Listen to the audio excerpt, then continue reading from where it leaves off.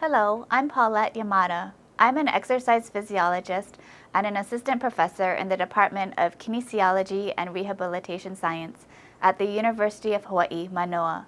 I've done extensive research in thermal regulation and heat acclimatization. Hi, I'm Marissa Fukunaga and I'm a certified athletic trainer. And one of my areas of interest is heat illness in athletics. Heat illness, in particular exertional heat stroke, has become a great concern in sports for the past decade since the deaths of a number of athletes. Exertional heat stroke, along with cardiac complications and traumatic brain injuries, are the top 3 leading causes of death in high school and college football. However, exertional heat stroke and other heat illnesses can still happen for athletes in other sports, such as cross-country, track, soccer, and even indoor gym sports. Exertional heat stroke is entirely preventable, and if treated immediately and properly, a person can recover fully. Heat illness is an illness with a spectrum of conditions including heat cramps, heat exhaustion, heat syncope, and heat stroke. It is important to keep in mind that this spectrum of heat illness does not occur in a specific sequence or continuum, meaning that one condition will not necessarily lead to another. Heat cramps is associated with the locking up of muscles, especially the leg muscles. It is caused by sodium losses and dehydration due to high sweat rates, or the accumulation of fluid in the muscle cells, or the combination of both. Heat cramps can be prevented by proper hydration, liberal salt intake with foods, and in beverages consumed during exercise. Heat syncope is when the individual passes out or loses consciousness. This is usually due to the loss in blood volume, which leads to a temporary lack of adequate blood supply to the brain. The loss in blood volume is usually caused by dehydration or not being acclimatized, which is the individual not being used to the heat. We will talk about acclimatization as one of the major preventative measures in preventing heat illnesses later. Pre-syncope warning signs include weakness, vertigo, nausea, and tunnel vision. Symptoms may include slow pulse and breathing rate. There is usually no increase in rectal temperature. Treatment is to place the athlete in the shade and elevate their feet above their head and heart, replace fluids and sodium losses, and avoid sudden or prolonged standing. Heat exhaustion is when an individual physically can't continue exercise because of cardiovascular insufficiency. Due to extreme sweating and not replacing fluid efficiently, the individual becomes dehydrated and there is not enough oxygenated blood being pumped to the heart and throughout the body. Some of the signs of heat exhaustion are heavy sweating, skin is pale, uncoordinated, hyperventilating, decreased blood pressure, and a core temperature at about 96 to 105 degrees Fahrenheit. Oftentimes, rectal temperature is greater than 102 degrees Fahrenheit or 39 degrees Celsius. Mental function and thermal regulation are mildly impaired. Heat acclimatization reduces the incidence of heat exhaustion. Treatment includes moving the athlete into the shade. Resting and rapid cooling in ice water bath may be needed if the athlete's cognitive function progresses toward severe impairment. Replace water and sodium orally or with IV fluids. The prognosis is best when mental acuity is not altered. Exertional heat stroke is a medical emergency. It is when the core temperature is greater than 105 degrees Fahrenheit and the individual begins to display signs of central nervous system dysfunction. Exertional heat stroke is diagnosed by monitoring vital signs such as rectal temperature, heart rate, respiratory rate, blood pressure, and monitoring the status of the central nervous system. Rectal temperature reading is the gold standard for diagnosing exertional heat stroke, and it is not recommended to use other methods of temperature readings such as oral, tympanic, axillary temperatures because of the inaccuracy of those devices to read core temperature. Warning signs of exertional heat stroke are unconsciousness, coma, loss of mental clarity, bizarre behavior, hot red skin. These 4 are the most common symptoms in heat stroke.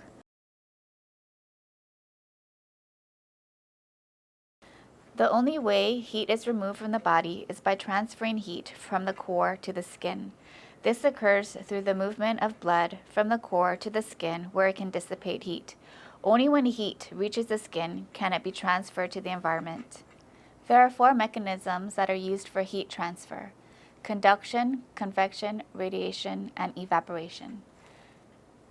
Conduction refers to heat exchange as a result of direct contact with an object, such as wrapping your hands around a hot mug to warm yourself or submerging yourself in the pool to cool yourself. During exercise, conduction accounts for a negligible source of heat gain because the body is in small contact with the ground, such as the soles of the feet on the field. Convection is heat exchange as a result of the motion of gas or liquid across the skin surface. For example, standing in front of a fan to cool yourself. An example is using a fan to cool your body before the onset of sweating.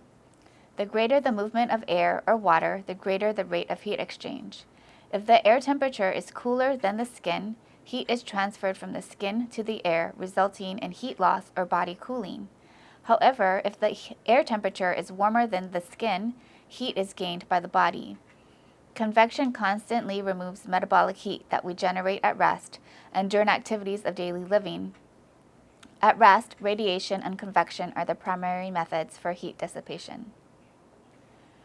Radiation accounts for the heat that is exchanged as infrared rays. At rest, 60% of excess heat is lost through radiation, where the body transfers heat to the skin, and we radiate this heat in all directions. During exercise, heat loss through radiation drops to 5%. Tremendous amount of radiant heat is received from the sun. For example, running outside on a sunny day with little cloud coverage will result in a large amount of radiant heat. If the athlete were to run on asphalt, which reflects radiation, this would intensify the amount of environmental radiation that the athlete receives. Also, practicing in an area surrounded with buildings that reflect a lot of radiation, for example, buildings with mirrored exterior walls, this would increase the heat gain through radiation. Advising athletes to wear thin, light-colored, moisture-wicking clothing will limit radiant heat absorption. Evaporation is the primary avenue for heat dissipation during exercise. In fact, evaporation accounts for 80% of total heat loss during exercise. Essentially, in dry climates, as we begin to sweat, the sweat quickly evaporates off the skin, cooling the body. In human conditions, sweat tends to roll off the skin and not evaporate, which reduces the amount of evaporative cooling. Thus, evaporative cooling is much more effective in a dry climate compared to humid environments, such as Las Vegas.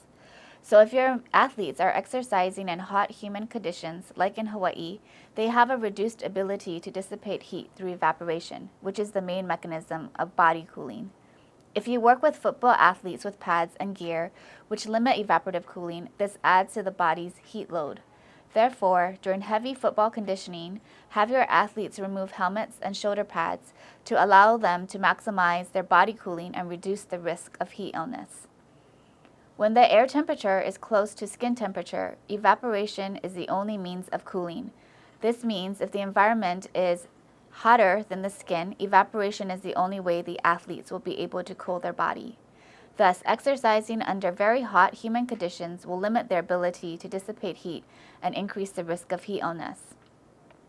Another way to maximize heat dissipation is to encourage your soccer athletes to wear moisture-wicking attire. The evaporation of sweat from the skin is the body's main cooling mechanism during exercising. So, dressing in attire which will support evaporation will maximize heat dissipation and reduce the risk of heat illness.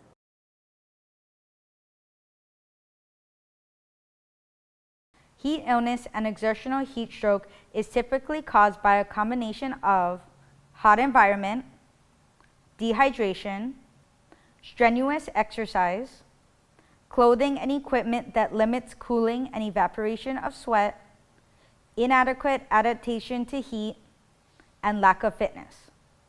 Therefore, steps to prevent heat illness include monitoring environmental conditions such as heat and humidity, modification of practice attire and equipment in hot and humid weather, a 14-day acclimatization program that allows for adaptation to heat and fitness, and hydration monitoring and plan. In general, exertional heat exhaustion can occur when ambient temperature is above 80 degrees Fahrenheit and the relative humidity is above 40%. In many Hawaii high schools, environmental conditions are monitored using the Kestrel Wet Bulb Globe Temperature, or WBGT meter. The unit will measure wind speed, temperature, and humidity. Athletic trainers will read the WBGT reading from the meter, and using an activity modification chart will determine what, if any, activity modifications are necessary. In Hawaii, we usually reference the Georgia High School Athletic Association WBGT activity modification chart because our conditions are similar to Georgia's. These modifications are broken into 5 categories, which include restrictions such as no activity modifications, to increased number of water breaks, all the way to cessation of activity, either for the time being or completely for the day.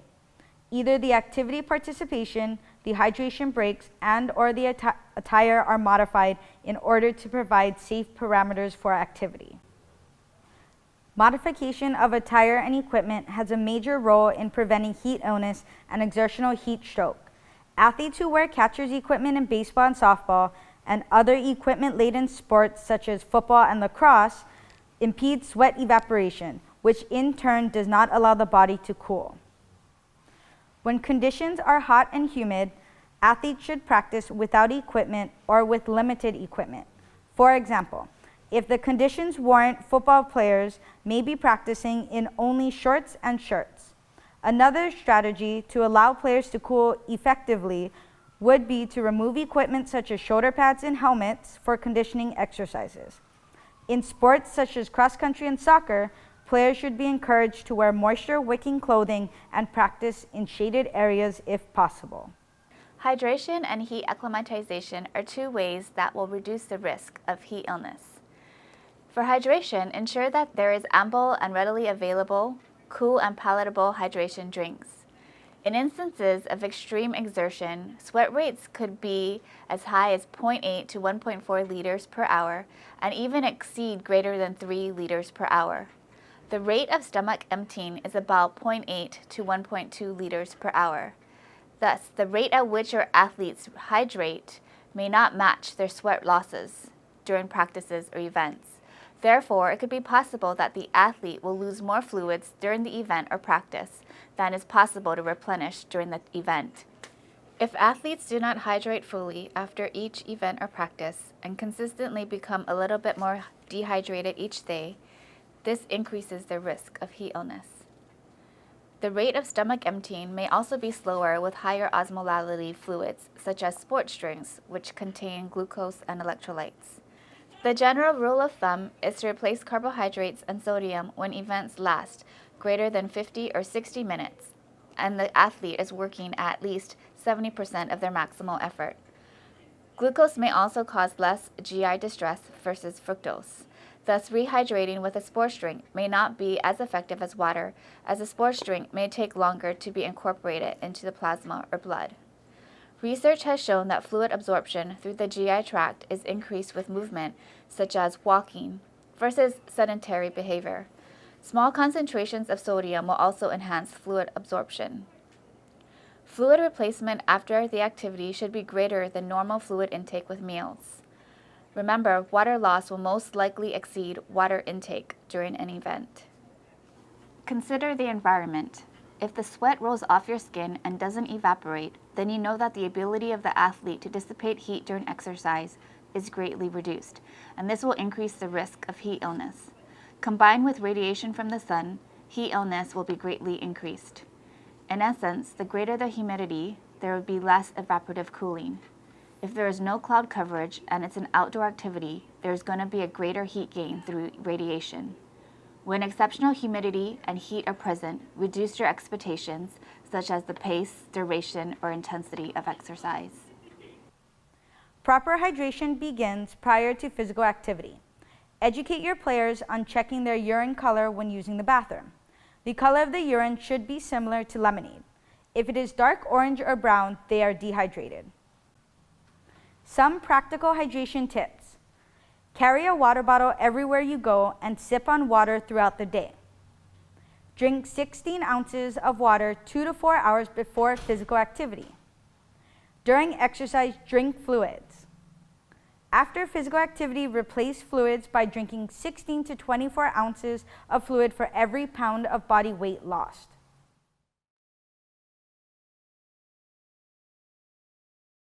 Heat acclimatization is a preventative measure which exposes athletes to heat stress gradually on consecutive days for prolonged times, such as 50 minutes up to 100 minutes. It must involve exercise where passive heating will not work. The athlete must be dressed in a t-shirt and shorts or attire that allows compensable heat stress or evaporative cooling to occur. Heat acclimatization involves many organs and systems that enhance heat dissipation and reduces cardiovascular strain. The systems adapt to successive days of exercise heat exposure. Over the first 5 days of heat acclimatization, there is an expansion of plasma volume. An increased blood or plasma volume results in a reduced heart rate at any given exercise intensity. In effect, the athlete will perceive a lower exercise exertion and the training will seem easier. Over days 3 to 9 of heat acclimatization, the athlete's sweat will become more dilute. In essence, the sweat will contain less sodium. This is advantageous because water follows sodium. Conserving sodium in the body will promote water retention in the body. Dilute sweat also helps to reduce heat cramps and maximize blood volume. Maximizing blood volume supports thermal regulation by allowing blood to be redirected to the skin. Days 5 to 8 is when sweat rate is increased, and athletes will exhibit an earlier onset of sweating. An increase in sweat rate enhances evaporation and body cooling. Increased body cooling means that core body temperature will be reduced. An earlier onset of sweating means that body cooling will start sooner. It takes 14 days for all these adaptations to complete. In essence, heat acclimatization results in reduced cardiovascular strain, enhanced cooling, reduced perceived exertion, and increased exercise capacity in the heat. These adaptations are quickly reversed if they are not maintained. Acclimatization periods are important to allow the athlete's body to get used to the new conditions. These new conditions could simply be exercising because they weren't previously, or the new conditions could be increasingly hot and humid weather from what they were used to. Even further, new conditions for athletes could include exercises with equipment that they may not have previously been exercising in. These factors must be considered when beginning a sport in order to ensure safe participation.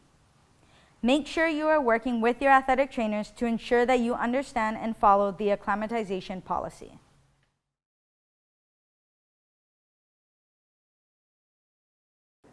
Exertional heat stroke is the greatest threat to healthy humans who exercise in hot environments.